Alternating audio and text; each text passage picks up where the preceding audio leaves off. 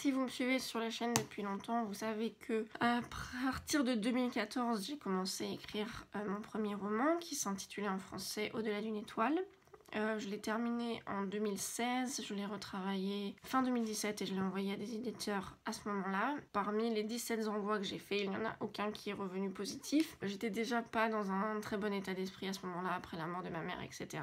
Comme ça m'avait quand même beaucoup touchée et que ça m'avait beaucoup affecté aussi, même si c'est pas la fin du monde et que c'était comme ça et c'était pas autrement, j'ai préféré le laisser de côté et me dire que je le ressortirai un jour du tiroir si je m'en sentais capable et si je m'en sentais le courage, en sachant que c'était clairement pas une histoire que je comptais abandonner parce que ce sont des personnages qui, encore une fois, vivent avec moi depuis 2014. J'ai envie de raconter leur histoire tout simplement. J'avais commencé à écrire le tome 2 également en 2017, il me semble, juste un peu avant que j'envoie donc le premier tome en soumission aux éditeurs. C'est une trilogie, genre, pour l'instant c'est comme ça que c'est pensé en tout cas. Entre guillemets, au début c'était l'idée, c'est qu'un tome suit un personnage en particulier, mais ce deuxième tome j'avais commencé à l'écrire en anglais, ce qui ne faisait pas beaucoup sens, vous allez me dire, mais c'est comme ça que c'est sorti dans ma tête et que je pouvais absolument pas contrôler ça. Ça faisait quelques jours, quelques temps déjà que ils étaient revenus dans ma tête, ces personnages, et bah voilà, je me suis remise à écrire,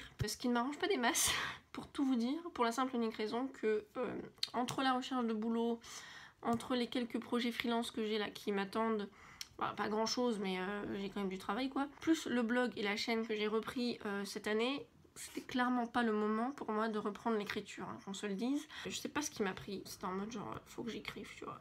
Et encore une fois, ce qui est marrant, c'est que là j'aurais écrit tout du coup du début, dans une autre langue, et je le fais à la What Again Beast to Fly. Et je me dis mais c'est pas possible, Justine, t'es irrécupérable. Et du coup j'avais envie de documenter un petit peu cette journey avec vous. J'ai donc écrit 5 pages Word, alors après c'est, vous savez, double spaced, hein, parce qu'il faut pas déconner quand même. Et il y a combien de mots ?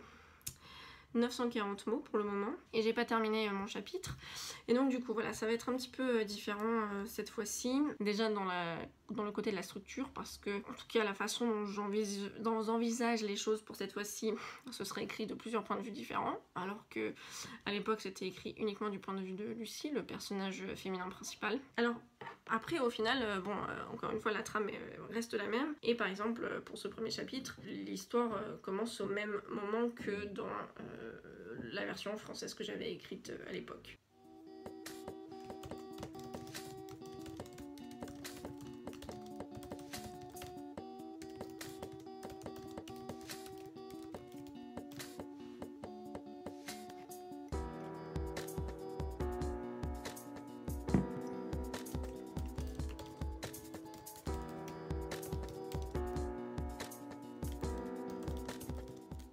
Il est 23h45 et je pense que je vais m'arrêter là parce que je viens de terminer le chapitre, en tout cas ce qui est pour l'instant le premier chapitre. Donc j'ai écrit 1126 mots, ce qui est plutôt pas mal. Je crois qu'avec NaNoWriMo, le word count régulier chaque jour était genre 2000, 1116 ou un truc comme ça, donc je vais checker d'ailleurs.